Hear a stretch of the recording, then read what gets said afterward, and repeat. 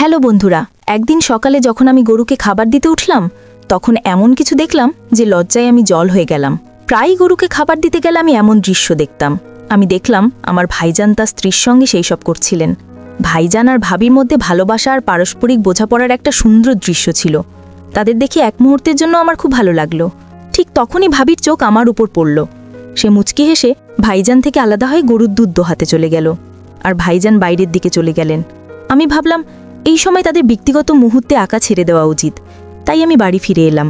মনে মনে ভাবতে লাগলাম, আমার স্বামী তো আমার কথা কখনো ভাবেনি, আর আমার ভাইজান কত রোম্যান্টিক। আমি যেই বাড়ির দরজায় পৌঁছে দরজা বন্ধ করতে গেলাম, ঠিক তখনই পিছন থেকে ভাইজান এসে বললেন, কিরণ, তুমি খুব সুন্দর, কিন্তু তোমার স্বামীর কাছে তোমার জন্য সময় নেই। তুমি চাইলে আমি তোমার সব ইচ্ছে পূরণ করতে পারি। আমি বললাম, ভাইজান, আপনি এসব কি বলছেন? এই বলে আমি দরজা বন্ধ করার চেষ্টা করলাম। তখন ভাইজান দরজাটা জোরে ধরে ফেললেন। তারপর তিনি তার ইচ্ছে প্রকাশ করলেন, যেটা মেয়েদের জন্য সবচেয়ে কষ্টের। তার ইচ্ছে শুনে আমি হতবাক হয়ে গেলাম। তারপর ভাইজান দরজাটা ভেতর থেকে বন্ধ করে দিলেন।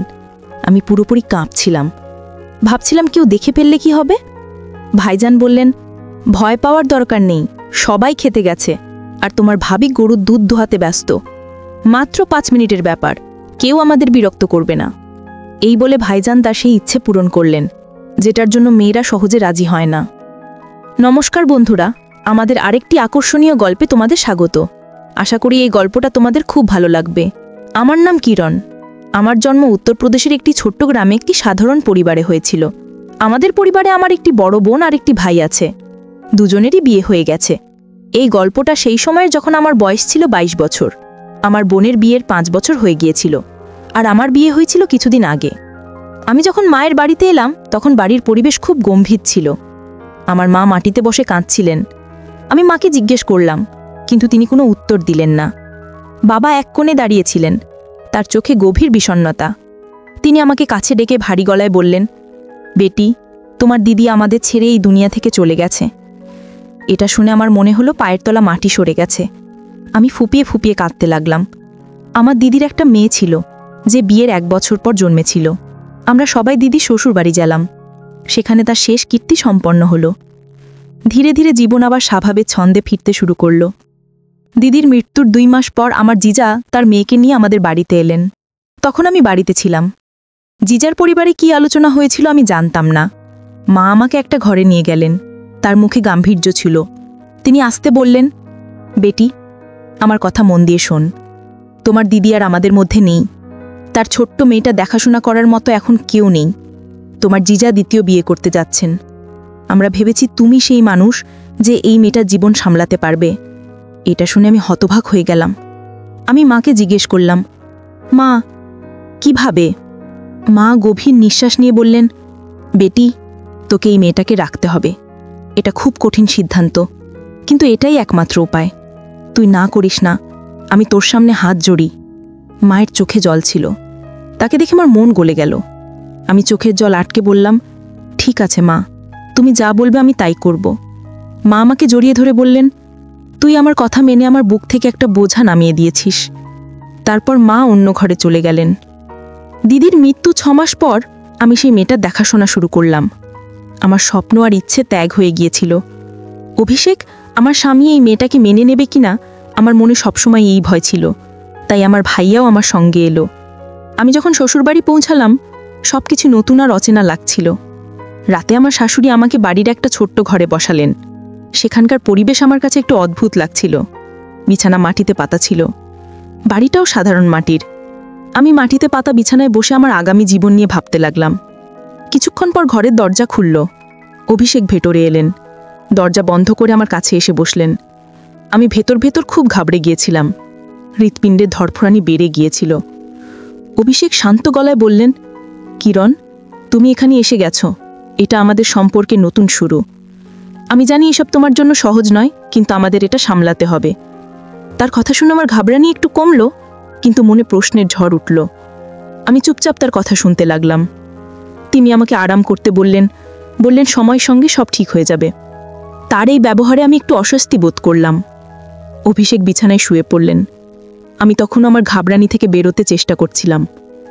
ঘরের পরিবেশ ভারী আর উত্তেজনাপূর্ণ ছিল।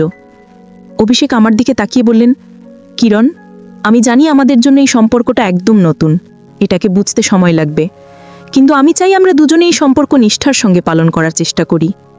তার কথা শুনে আমি একটু দ্বিধায় পড়লাম, কিন্তু তার কথায় এমন কিছু ছিল যেটা আমাকে শান্ত করল। আমি পুরো সময় ঘাবড়েছিলাম, মনে অনেক প্রশ্ন আর দ্বিধা। রাতের পরিবেশ আমার জন্য নতুন আর চ্যালেঞ্জিং ছিল। আমি মানসিক আর শারীরিকভাবে ক্লান্ত ছিলাম। সকালে উঠে মনে একটা অদ্ভুত অস্থিরতা ছিল। গত রাতের জটিলতায় আমি ক্লান্ত হয়ে পড়েছিলাম, কিন্তু নিজেকে সামলানোর চেষ্টা করলাম। আমি বুঝলাম এই নতুন জীবন বোঝার মানিয়ে নিতে সময় লাগবে। আমি অভিষেকের সঙ্গে আমার সম্পর্ক ভালো করার আর বোঝার দিকে এগিয়ে যাওয়ার চেষ্টা করলাম। সকালে আমার শাশুড়ি আমাকে জাগালেন। রাতের ঘটনার পর আমার মন খুব ভারী ছিল। আমি ভাবতে লাগলাম, কাশ আমি মায়ের কাছে এই মেয়েটার জন্য না করে দিতাম, কিন্তু ভাগ্যকে ঠেকাতে পারে। এখন এটাই আমার জীবন। ধীরে ধীরে আমি আমার ভাগ্যের সঙ্গে মানিয়ে নিতে শুরু করলাম। আমার জীবন যেন একটা মেশিনের মতো হয়ে গেল। সারাদিন বাড়ির কাজে ব্যস্ত থাকতাম আর রাতে আমার সম্পর্কের ভার দোধ করতাম।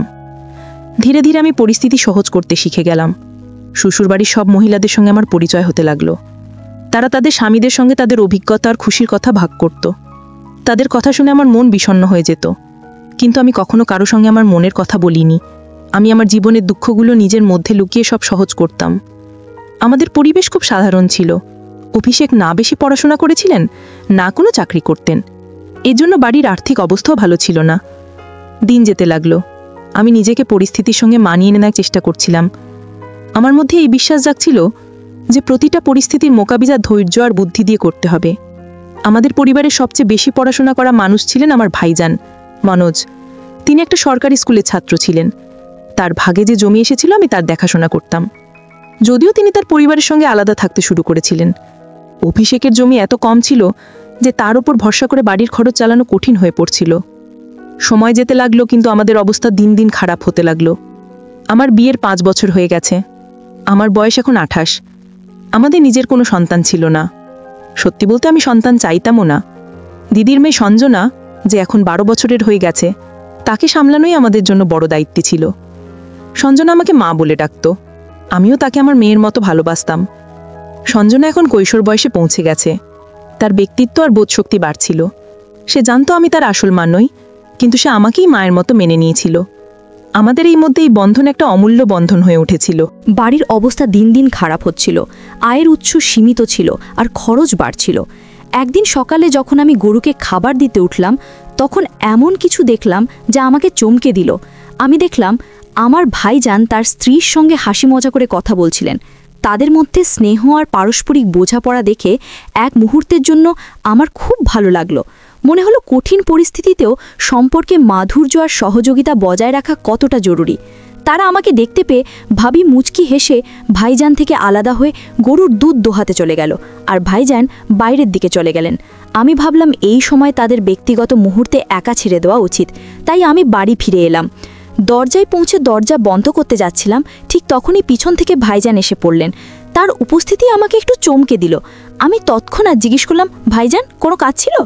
ভাইজান মুচকি হেসে বললেন, না, শুধু তোমার মুখে একটা অদ্ভুত ভাব দেখে ভাবলাম তুমি ঠিক আছো কিনা। তার কথায় একটা হালকা ঠাট্টার সুর ছিল। আমি সেটা উপেক্ষা করে বললাম, সব ঠিক আছে ভাইজান। এরপর তিনি কিছুক্ষণ দাঁড়ালেন, তারপর হেসে চলে গেলেন। যদিও আমি ভাইজানের আচরণে অস্বস্তি বোধ করছিলাম। তিনি যেই আমার কাছে আসার চেষ্টা করলেন, আমি নিজেকে সামলিয়ে দ্বিধাগ্রস্ত গলায় বললাম, ভাইজান আপনি যা করছেন সেটা ঠিক নয়, আমাকে একা ছেড়ে দিন। তিনি আমার কথা উপেক্ষা করে আমাকে আটকানোর চেষ্টা করলেন। আমার সাহস ভাঙল না। আমি দ্রুত হাত ছাড়িয়ে আমার ঘরের দিকে দৌড়ে গেলাম। দরজার কাছে পৌঁছে বন্ধ করতে চাইছিলাম, কিন্তু ভাইজান জোরে ধাক্কা দিয়ে ভেতরে ঢুকে পড়লেন। তখন আমি বুঝতে পারছিলাম না কি করব, কিন্তু সাহস সঞ্চয় করে দৃঢ়ভাবে বললাম, ভাইজান এটা ঠিক নয়, আপনার আচরণে আমি খুব অস্বস্তি বোধ করছি, এখান থেকে চলে যান।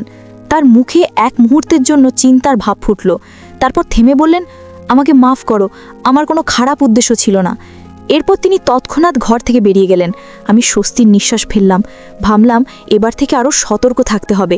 সেই দিনের পর আমি ভাইজানের সঙ্গে একটু দূরত্ব বজায় রাখলাম।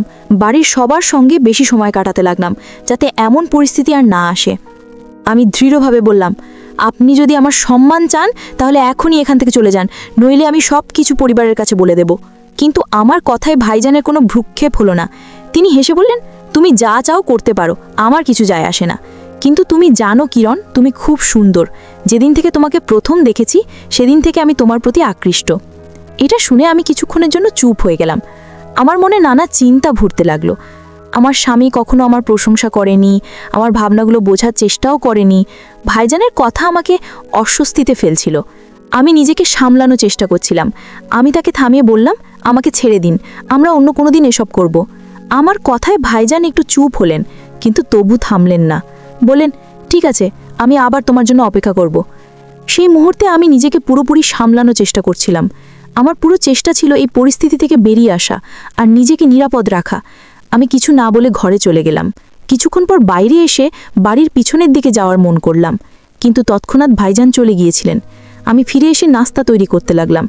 সঞ্জনাকে স্কুলে পাঠিয়ে দিলাম, কিন্তু আমার মন কোথাও ঠিক ছিল না। ভাইজানের সঙ্গে ঘটে যাওয়া ঘটনা বারবার মনে আসছিল। দুপুর কাছে আসার সঙ্গে সঙ্গে আমার অস্থিরতা বাড়ছিল। আমার মনে আছে, ঘড়িতে দেখলাম 12টা বাজতে আর কয়েক মিনিট বাকি। ঠিক তখনই আমার শাশুড়ি ঘরে এলেন। বললেন, বউ, আমরা খেতে যাচ্ছি, তুমি দরজা বন্ধ করে নিও। আমি উঠে বাইরে এলাম। শাশুড়ি শ্বশুর খেতে চলে গেলে দরজা ভেতর থেকে বন্ধ করলাম। তারপর আবার ঘরে ফিরে গেলাম। বাড়ির আঙিনায় আগে থেকে একটা দেওয়াল ছিল, যেটা এখন 7 ফুট উঁচু হয়ে গেছে। আমার কোনো ধারণা ছিল না আমি সেখানে না গেলে কি হতো। আমি ঘরে ভ্যাবাচাকা বসেছিলাম, নিজেকে দোষ দিচ্ছিলাম। ভাবছিলাম, কাশ আমি শাশুড়ি শ্বশুরের সঙ্গে খেতে চলে যেতাম। ঠিক তখনই যেটার ভয় ছিল সেটাই হলো। ভাইজান দরজায় এসে জোরে জোরে খটখটাতে লাগলেন। বললেন, তাড়াতাড়ি করো, আমাকে খেতেও যেতে হবে, বাচ্চারা বাইরে খেলছে, খুঁজতে খুঁজতে এদিকে না এসে তরে। আমি গেটের কাছে দাঁড়িয়েছিলাম, বুঝতে পারছিলাম না এখন কি করব। আবার তার গলা শোনা গেল, কি করছো, তাড়াতাড়ি করো। তার কথাই আমার ঘাবড়ানি আরও বেড়ে গেল। আমার ভয় হচ্ছিল কেউ এসে পড়লে কি হবে। ভয়ে ভয়ে আমি ঘরের দিকে এগোলাম, মূল দরজার কাছে গিয়ে দাঁড়ালাম। দরজা খুলতেই ভাইজান দ্রুত ভেতরে ঢুকে পড়লেন। চাটাইয়ের ওপর গিয়ে শুয়ে পড়লেন। বললেন, দেখো তাড়াতাড়ি করো, নইলে কেউ এসে পড়বে। তার কথা শুনে আমি খুব ঘাবড়ে গিয়েছিলাম। আমি ঘরে গিয়ে দরজা ভেতর থেকে বন্ধ করলাম, তালা লাগিয়ে দিলাম। ঘুরতেই হঠাৎ ভাইজান আমাকে জোরে ধরে ফেললেন। চাটাই থেকে উঠে বলতে লাগলেন, দেখো কিরণ, তুমি এটা কি করলে? যখনই তোমার কথা ভাবি এমন কিছু হয়। এখন তাড়াতাড়ি আমার ঘাবড়ানি শান্ত করো। আমি না চাইতেও সব কিছু করতে বাধ্য হলাম। সব শান্ত হয়ে গেল। তারপর তিনি তাড়াতাড়ি ঘর থেকে বেরিয়ে গেলেন। যাবার সময় বললেন, আজ রাতে যখন সবাই ঘুমিয়ে পড়বে, আমি বাড়ির পিছনে তোমার জন্য অপেক্ষা করব। আমি ঘরে শুয়ে রইলাম, দেওয়ালের দিকে তাকিয়ে অনেকক্ষণ ওই অবস্থায় পড়ে রইলাম। তারপর ধীরে চাটাই থেকে উঠে বাথরুমে গেলাম। এখন আমার মনে হচ্ছিল আমার জীবনে যেন কিছু নতুন এসে গেছে। আমার মনে হতে লাগলো আমার জীবনের শূন্যতা এখন পূর্ণ হয়ে গেছে। আমি যেন একটা নতুন উদ্দেশ্য পেয়ে গেছি। ফিরে এসে আমি রান্নাঘরে গিয়ে দুপুরের খাবার তৈরি করতে শুরু করলাম, কারণ সঞ্জনা স্কুল থেকে ফিরতে চলেছিল। খাবার তৈরি করে আমি ঘরে এসে চারপাইয়ে শুয়ে পড়লাম। মনে মনে সব ঘটনা আবার ঘুরতে লাগলো। আমি বুঝলাম আমার জীবনে এখন একটা নতুন পরিবর্তন এসে গেছে। আমার মনে হলো এখন আমার আর পুরনো চিন্তা থেকে দূরে থাকা উচিত না। আমি আবার সেই পুরনো অনুভূতি ফিরে পেতে চাইলাম। এইসব ভাবনায় ডুবেছিলাম। হঠাৎ দরজায় খটখট শব্দ হলো। আমি তাড়াতাড়ি দরজা খুললাম। দেখলাম সঞ্জনা স্কুল থেকে ফিরে এসেছে। সে দ্রুত ভেতরে ঢুকে বলল, মা, খুব গরম, তাড়াতাড়ি পানি দাও, খুব তেষ্টা পেয়েছে। সঞ্জনা দ্রুত তার ঘরে চলে গেল। আমি তাকে দেখতে থাকলাম। এখন সঞ্জনা বড় হচ্ছে। গরমে তার গাল লাল হয়ে গিয়েছিল। আমি রান্নাঘরে গিয়ে এক গ্লাস পানি নিয়ে তার কাছে গেলাম। পানি দিতে দিতে তাকে দেখতে লাগলাম। এখন তার মাসুমিয়া, তার আকর্ষণ স্পষ্ট দেখা যাচ্ছিল। তাকে দেখে আমার খুব ভালো লাগলো। কিন্তু সে আমাকে দেখে বলল, কি দেখছো মা? আমি বললাম, কিছু না, তুই তাড়াতাড়ি ইউনিফর্ম বদলে নে, আমি তোর জন্য খাবার লাগিয়ে দিচ্ছি। এরপর আমি রান্নাঘরে গিয়ে সঞ্জনার জন্য খাবার পরিবেশন করতে লাগলাম। ঠিক তখনই আবার দরজায় খটখট শব্দ। আমি সঞ্জনাকে দরজা খুলতে বললাম। সে গিয়ে দরজা খুলল। আমার শ্বশুরও ক্ষেত থেকে ফিরে এসেছিলেন। আমি সবার জন্য খাবার বার করলাম। আমরা সবাই মিলে দুপুরের খাবার খেলাম। খাওয়ার পর সবাই নিজের নিজের ঘরে বিশ্রাম করতে গেলাম। সঞ্জনা আর আমি একই ঘরে ঘুমোতাম। অভিষেক যখন বাড়িতে থাকতেন তখন সঞ্জনা তার দাদির কাছে ঘুমোতো, কিন্তু যখন থেকে অভিষেক মুম্বাই গেছেন তখন থেকে সঞ্জনা আমার কাছে ঘুমায়। সে আমার কাছে এসে চারপাইয়ে শুয়ে পড়ল। আমি তার চুলে হাত বুলিয়ে দিতে লাগলাম। কখন ঘুমিয়ে পড়লাম জানি না। বিকেল 4টে নাগাদ শাশুড়ি আমাকে জাগালেন। তিনি আবার খেতে যাবার জন্য তৈরি হচ্ছিলেন। আমি উঠে সবার জন্য চা বানাতে লাগলাম। চা নিয়ে শাশুড়ি শ্বশুরের কাছে গেলাম। শাশুড়ি আমাকে বললেন, বেটি, তোমার ভাইজাকেও চা দিয়ে এসো, তার বউ তো মায়ের বাড়ি গেছে, জানি না সে কিছু খেয়েছে কিনা। আমি বললাম, মা, চা তো শেষ হয়ে গেছে। শাশুড়ি বললেন, তাতে কি হয়েছে বেটি, চা খেয়ে আবার বানিয়ে দিও। আমি বললাম, ঠিক আছে মা।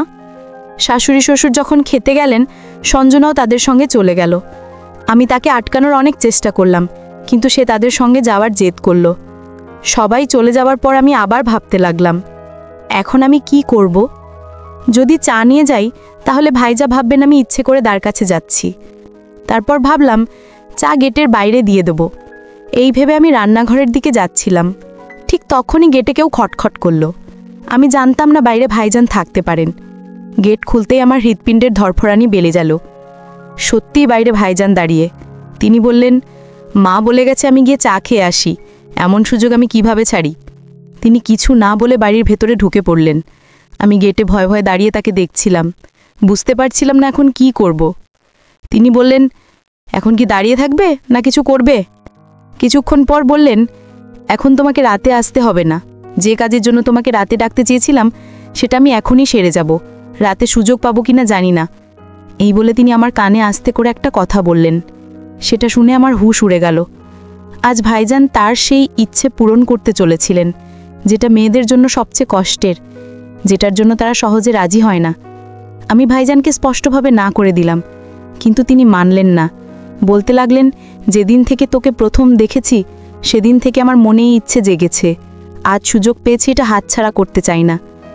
ভাইজানের জেদের কাছে আমার কোনো কথা খাটল না। কিছুক্ষণের জন্য ঘরে যেন ঝড় উঠল, তারপর সব কিছু স্বাভাবিক হয়ে গেল। ভাইজান যখন বাইরে যাবার জন্য উঠলেন, আমি গেট খুললাম।